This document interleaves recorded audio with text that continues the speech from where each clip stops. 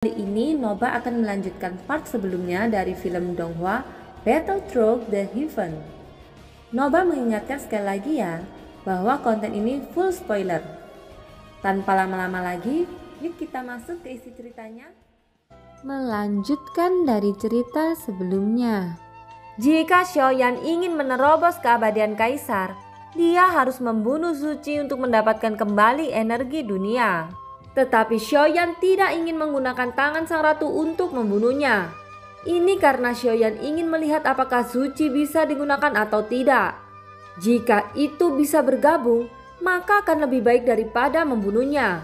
Ngomong-ngomong, seberapa yakin kita untuk mengalahkan kuil pemburu dewa secara keseluruhan? Tanya Xiaoyan. Sang suami cukup memintaku, maka kuil pemburu dewa itu akan sepenuhnya hancur, ucap sang ratu dengan senyum kecil.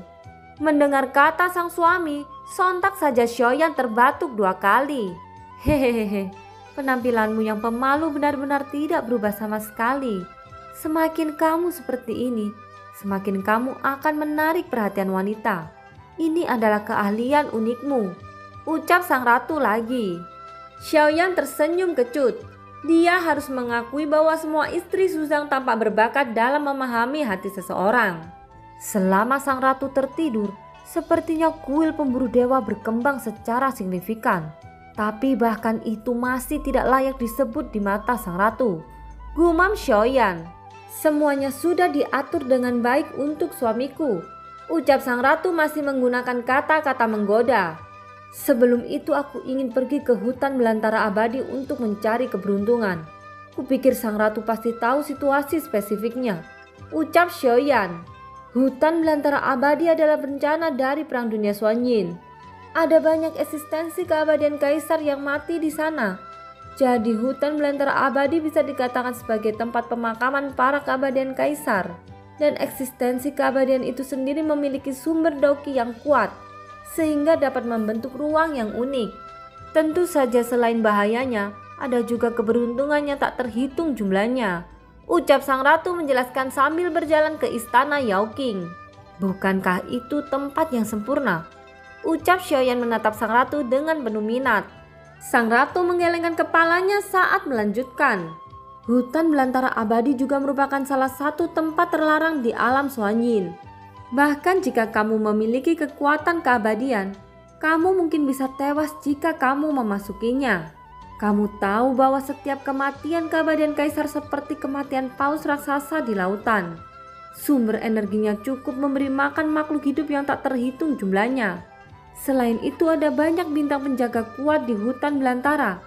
Tapi mereka bukanlah ancaman terbesar di hutan belantara, ucap sang ratu. Xiaoyan sedikit mengernyit saat mendengar ini. Apakah sang ratu bermaksud membiarkanku menyerah? Tanya Xiaoyan. Tentu saja tidak. Jika sang suami benar-benar ingin pergi, aku bisa menemanimu, ucap sang ratu memandang Xiaoyan. Senyum manisnya seakan mampu melelehkan hati siapapun yang melihatnya. Kamu tidak berniat membawa kelinci ini kan?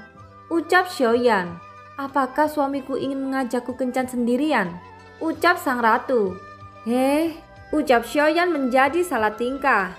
Awalnya dia ingin mengatakan bahwa kelinci ini cukup menyebalkan. Tapi sekarang sepertinya jika dia tidak membawa kelinci Bingyun, dia mungkin dimakan oleh sang ratu di jalan. Maksudku lebih baik membawa kelinci ini bersamamu. Meskipun mulutnya sedikit rusak, kamu masih bisa menghilangkan rasa lelah di jalan, ucap Xiaoyan menggaruk kepalanya dan tersenyum. Mata merah muda kelinci Bingyun menunjukkan ekspresi yang kompleks. Dia tahu bahwa saat ini Xiaoyan memiliki keputusan mutlak untuk memilih. Selama Xiaoyan mengatakan tidak, maka sang ratu pasti tidak akan membawanya pergi. Sepertinya kalian cukup akur selama periode waktu ini. Ini membuatku sedikit cemburu, ucap sang ratu dengan wajah sedih. Alis Xiaoyan terangkat ketika mendengar kata-kata itu. Bisakah sang ratu cemburu pada seekor kelinci? Dia mudah menggigit orang saat sedang gila. Kurasa kamu cemburu pada hal yang aneh, ucap Xiaoyan sambil tersenyum masam. Jahat, ucap kelinci Bingyun segera memamerkan giginya dan mengeluarkan geraman rendah untuk mengancam. Tapi tepat ketika dia memamerkan giginya, tiba-tiba saja sang ratu langsung menampar dahinya. Kelinci Bingyun mendengus dan jatuh ke pelukan sang ratu. "Jika sang suami tidak menyukainya, kita bisa pergi sendiri," ucap sang ratu. Mendengar ini, Kelinci Bingyun langsung melompat keluar dari pelukan sang ratu, berbaring di bahu Xiaoyan dan menepuk Xiaoyan dengan lembut, seolah-olah dia menunjukkan bahwa hubungannya dengan Xiaoyan sangat baik. Xiaoyan tersenyum jahat. Ini untuk mengisyaratkan bahwa sudah terlambat bagi Kelinci Bingyun untuk berpura-pura menyanjung. "Mengapa kelinci ini sangat sunyi ketika berada di sisimu? Itu jauh berbeda ketika bersamaku. Dia sekarang menjadi lebih pendiam," ucap Xiaoyan. "Aku tidak terlalu suka kebisingan," ucap sang ratu tersenyum. "Aku juga tidak terlalu menyukainya," ucap Xiaoyan mengangguk setuju. Dan Kelinci Bingyun langsung tertegun. Hatinya sangat cemas. Setelah berlarian di bahu Xiaoyan, dia berlari ke lengan sang ratu lagi, seolah-olah memohon belas kasihan. Xiaoyan tersenyum. Meskipun mulut Kelinci Bingyun sangat rusak selama perjalanan, dia masih banyak membantu Xiaoyan di saat-saat kritis. Sekarang melihat tatapan cemas Kelinci Bingyun, tampaknya dia benar-benar takut sang ratu tidak membawanya dan meninggalkannya di bintang Wanxiang. Ketika Kelinci Bingyun melihat Xiaoyan, mata merah mudanya dipenuhi permohonan. Sudut mulut Xiaoyan sedikit terangkat. Dia berkata, "Aku bisa membawamu ikut bersama kami, tapi premisnya adalah kamu harus menutup mulutmu di sepanjang jalan," ucap Xiaoyan. Kelinci Bingyun membuat gerakan silang dengan mulutnya, yang berarti dia pasti akan diam. Melihat penampilan menyedihkan dari Kelinci Bingyun saat ini, Xiaoyan sama sekali tidak merasa itu menyedihkan dan bahkan ingin tertawa. Sang ratu memandang Xiaoyan lalu mengangguk puas. Dia juga tersenyum lembut. Sebenarnya sang ratu diam-diam telah bekerja sama dengan Xiaoyan untuk membuli Kelinci Bingyun. Sang ratu secara alami mengetahui karakter Kelinci Bingyun dengan sangat baik. Jadi dia tahu bahwa Kelinci Bingyun pasti telah memakai banyak kata kotor untuk menghina Xiaoyan di sepanjang jalan. "Karena ini masalahnya, kapan kita akan pergi?" tanya Xiaoyan. "Apakah sang suami terburu-buru? Kamu baru saja kembali. Sebaiknya kamu istirahat dulu. Aku akan mengirim seseorang untuk mencari beberapa informasi tentang hutan belantara abadi. Bagaimana?" ucap sang ratu. "Karena Yuan yang mengatakannya, maka lakukan seusai pengaturanmu. Ngomong-ngomong, selain dari binatang penjaga di hutan belantara abadi ini, menurutmu apa yang lebih berbahaya dari mereka?" tanya Xiaoyan sambil berjalan di istana Yao Qing. Istana Yao Qing sebagian besar terbuat dari kristal dan terlihat mewah. Setelah memasuki istana Yao Qing, Xiaoyan merasakan seluruh tubuhnya menjadi rileks. Ada aroma segar yang meresap ke udara. Aroma ini seolah bisa menenangkan perasaan seseorang. Ada juga halaman kecil yang unik di belakang istana Yao Qing. Halaman itu dipenuhi dengan berbagai bunga dan tanaman. Dibandingkan dengan masa-masa sulit Xiaoyan, pemandangan seperti itu adalah ketenangan yang langka. Namun saat melihat bebatuan dan air yang mengalir di halaman ini, Xiaoyan berhenti sejenak. Ini karena pemandangan itu tampak sedikit familiar. Setelah mengingatnya dengan cermat, dia ingat bahwa ada juga halaman seperti itu di belakang aula pertama Ratu Kuil Kuno. "Ada apa? Tidakkah kamu menyukainya?" ucap sang ratu. Melihat Xiaoyan sedikit tertegun, sang ratu bertanya dengan rasa ingin tahu. "Di masa lalu, Suzang paling suka datang ke sini. Dia berbaring di pangkuanku dan mendengarkan dunia. Apakah kamu ingin mencoba?" ucap sang ratu. Dia menepuk kakinya yang halus dengan telapak tangannya. Xiaoyan membeku di tempat. Dia sangat malu sehingga otot-otot di wajahnya menjadi tidak wajar. Segera Xiaoyan melambaikan tangannya dengan senyum masam. Melihat Xiaoyan yang pemalu seperti ini, sang ratu menunjukkan senyum yang lebih cerah. "Jangan terlalu kaku. Duduklah dan pergi memancing," ucap sang ratu. Xiaoyan menganggukkan kepalanya kemudian duduk bersila mengambil pancing bambu. Sang ratu dengan hati-hati menyiapkan umpan untuk Xiaoyan. Xiaoyan tidak pernah merasakan rasa kesederhanaan semacam ini. Setelah mengambil umpan dari sang ratu, dia dengan santai menggantung umpan di kail dan melemparkannya ke kolam. Tidak tahu apakah karena ikannya lapar atau mungkin ada terlalu banyak ikan di kolam ini, sehingga tidak butuh waktu lama bagi Xiaoyan untuk menarik ikan emas. Senyum muncul di wajah Xiaoyan di beberapa titik, dan sang ratu bertepuk tangan dengan sangat bahagia. Tetapi kelinci bingung yang berlutut tampak sangat tertekan. Dia merasakan tidak disukai oleh keduanya. Ternyata beberapa kebahagiaan bisa diraih dengan cara yang sangat sederhana, gumam Xiaoyan. Xiaoyan melepas ikan roh dan memegangnya dengan kedua tangan. Setelah itu dia memasukkannya kembali ke kolam. Melihat bahasa bunga, mendengarkan nyanyian burung, minum anggur dan minum teh, hidup tidak lain adalah kebahagiaan, ucap sang ratu tersenyum sedikit dan menyerahkan teh yang diseduh di telapak tangannya kepada Xiaoyan. Melihat senyum lembut sang ratu, sepertinya Xiaoyan tidak diberi kesempatan untuk menolak. Xiaoyan secara alami mengulurkan tangan untuk mengambil cangkir teh. Setelah menyesap teh, Xiaoyan menghela nafas tanpa sadar. Seolah-olah semua beban dapat dilepaskan saat ini. Xiaoyan menutup matanya, mencium aroma bunga dan mendengarkan nyanyian burung. Angin sepoi-sepoi meniup rambutnya dan menikmati momen ini sepenuhnya. Aku pernah bermimpi. Dalam mimpi itu Zuzang dan aku bertemu lagi dan duduk bersama di sini. Setelah 1000 tahun berlalu, kamu datang seperti yang dijanjikan. Ini membuatku sangat bahagia. Terima kasih, ucap sang ratu tanpa sadar meneteskan air mata. Xiaoyan tidak berbicara dan sang ratu diam-diam menatapnya untuk waktu yang lama. Sang ratu tidak membutuhkan terlalu banyak kata. Baginya sudah cukup puas selama Xiaoyan bersedia menemaninya dengan tenang. Meskipun Xiaoyan adalah reinkarnasi dari Zuzang, baik itu Ratu Kuil Kuno ataupun Ratu Chen Xiaoyan tidak pernah menolak. Mungkin karena cintanya yang amat dalam sehingga memasuki jauh ke tulang-tulangnya. Apa yang bisa dilakukan Xiaoyan saat ini hanyalah berpura-pura menghargai cinta mereka. Lagi pula Xiaoyan tidak dapat menemukan alasan untuk menolak. Apalagi mengecewakan mereka yang begitu penyayang. Apakah kamu mengkhawatirkanku sesuai di pikiranmu? Ucap sang ratu tiba-tiba bertanya. Xiaoyan tertegun sejenak lalu mengangguk ringan. Apa yang kamu takutkan? Ucap sang ratu.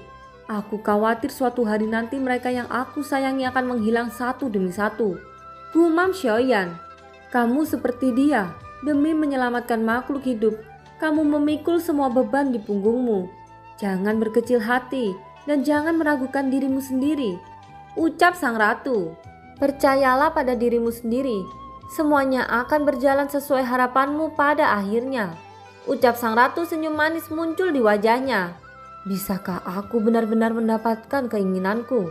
Ucap Xiaoyan menghela nafas panjang. Apa yang kamu inginkan dalam hatimu pasti akan menjadi kenyataan. Setidaknya di dunia Xuanyin ini, kamu dapat melakukan apapun yang kamu inginkan, ucap sang ratu. Xiaoyan mengulurkan tangannya dengan tiba-tiba, kemudian menarik sang ratu ke dalam pelukannya. Xiaoyan tidak tahu harus berkata apa untuk berterima kasih padanya. Dia hanya bisa mengungkapkan rasa terima kasihnya kepada sang ratu dengan cara ini. Lubang hidung Xiaoyan dipenuhi dengan aroma lembut dari sang ratu. Pada saat ini Xiaoyan sedang dalam suasana hati yang rumit. Tapi Xiaoyan lupa bahwa ada kelinci bingung di antara keduanya. Tiba-tiba di pelukan sang ratu ada sesuatu yang bergerak. Dan saat berikutnya kepala kelinci bingung menonjol keluar dengan mulut terengah-engah. Sebenarnya kita bisa melakukan sesuatu, ucap sang ratu mendesah dengan lembut. Kalimat ini langsung membuat Xiaoyan malu. Apakah kamu takut? Ucap sang ratu sedikit terkekeh. Pada saat ini Xiaoyan menarik tangannya karena malu dan duduk tegak lagi. Kamu sangat aneh, ucap sang ratu matanya melirik ke bagian bawah perut Xiaoyan. Dan wajah Xiaoyan menjadi semakin merah. Aku normal, ucap Xiaoyan tersenyum pahit. Kalau begitu biarkan aku memeriksanya, ucap sang ratu. Yuan apakah ada yang menyenangkan di kota Vientiane? Ayo jalan-jalan, ucap Xiaoyan. Menyenangkan? Apakah ada yang lebih menyenangkan dariku?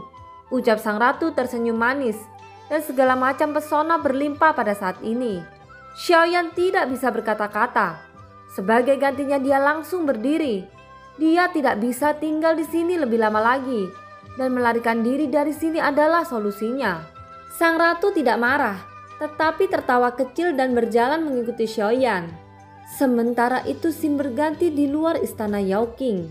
Di salah satu gedung yang menjulang tinggi, terdapat dua sosok yang melihat keseluruhan istana Yao Qing dari jendela. Dua sosok ini secara mengejutkan adalah dua wanita yang memiliki status kaisar di kuil pemburu dewa, yaitu Tai Qing dan Yu Qing. Yuan Wei telah kalah. Benar saja seperti yang dikatakan oleh ketua kuil Zuci. Sang ratu sebenarnya mengatur banyak orang kuat di sampingnya.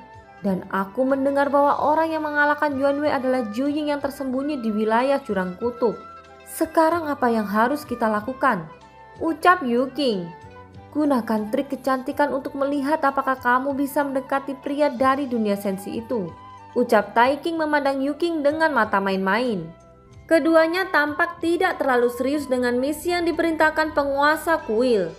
Daripada menyuruhku, mengapa kamu tidak pergi dan melakukannya sendiri? Aku tidak sebaik dirimu dalam hal ini. Ucap Yu Qing memutar matanya ke arah Tai Qing. Yu Qing terlihat lebih seperti kecantikan yang dewasa. Sementara Tai Qing memiliki penampilan yang menawan dan awet muda. Pada saat ini kedua wanita itu yang berdiri di gedung tinggi menatap istana Yao Qing dan melihat dua sosok berjalan keluar dari istana Yao Qing dengan santai. Ratu Chen Xiaoyan sudah keluar, ucap terkejut dua gadis itu. Di sisi lain, Xiaoyan yang berada di samping sang ratu tiba-tiba saja mengangkat kepalanya. Tatapannya seperti mampu menembus segalanya dan dia bisa melihat kedua gadis itu. Dua kaisar dari kuil pemburu dewa. Mereka adalah Tai Qing dan Yu Qing. Keduanya sudah mencapai keabadian kaisar langkah kelima. Tidak ada banyak perbedaan dalam kekuatan tempurnya, tetapi Yu Qing sedikit lebih baik dalam temperamen. Ucap sang ratu menjelaskan kepada Xiaoyan identitas keduanya. Sejak kapan mereka datang mengintai? Tanya Xiaoyan. Sebelum kamu ke sini, ucap sang ratu menjawab dengan lembut. Xiaoyan tercengang. Awalnya dia mengira bahwa kedua kaisar wanita itu datang setelah dia. Jadi begitu. Sebelumnya salah satu kaisar juga datang untuk membunuhku di tengah jalan, tapi dia melarikan diri. Ucap Xiaoyan.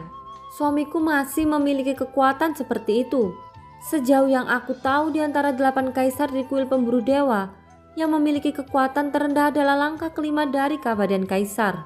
Sepertinya aku meremehkan suamiku.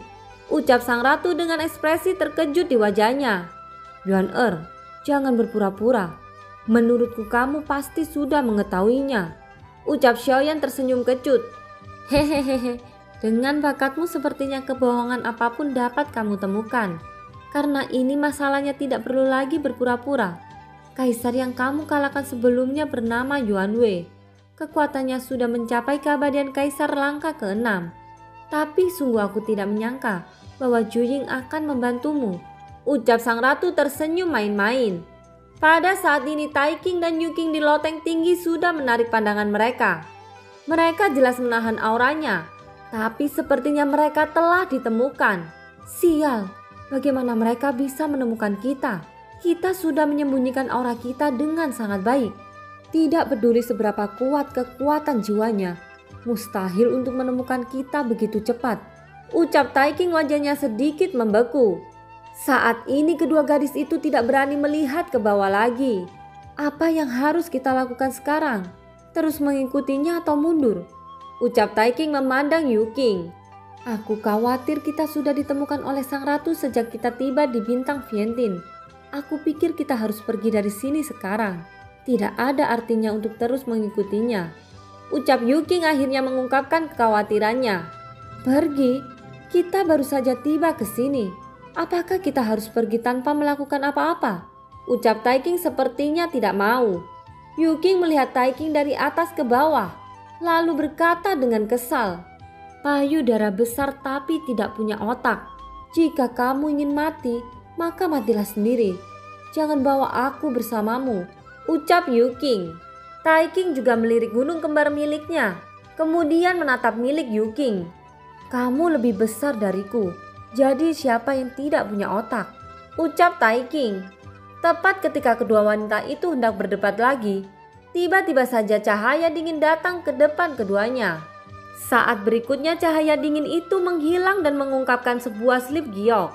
Ketua kuil telah mengirim berita. Ucap keduanya berbicara bersamaan. Kalian berdua dengarkan aku. Ada mata-mata di kuil pemburu dewa. Keberadaan kalian seharusnya sudah terekspos sepenuhnya. Jangan bertindak gegabah. Tunggu sampai aku datang. Ucap sebuah suara dari slip giok itu di udara. Dan setelah memastikan bahwa itu adalah berita dari ketua kuil Zuci, kedua wanita itu terkejut lagi. Apa? Ini artinya selama ini sang ratu sudah menanamkan mata-mata di kuil pemburu dewa kita. Sial, tidak heran saat ini keberadaan kita disadari olehnya. Ucap Taiking menarik napas dingin dan ekspresi Yuking menjadi serius. Aku sudah mendengar bahwa sang ratu pandai mengatur tata letak.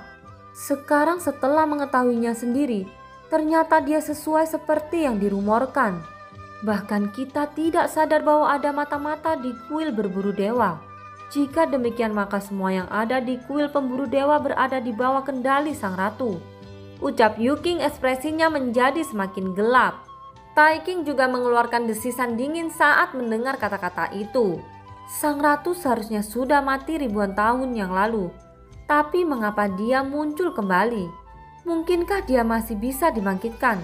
Tanya Taiking. Kamu juga tahu kekuatan mengerikan seperti apa yang dimiliki sang ratu ketika di masa hidupnya. Aku khawatir akan membutuhkan waktu yang sangat lama untuk benar-benar dapat menghapus hidupnya. Ucap Yuking perlahan.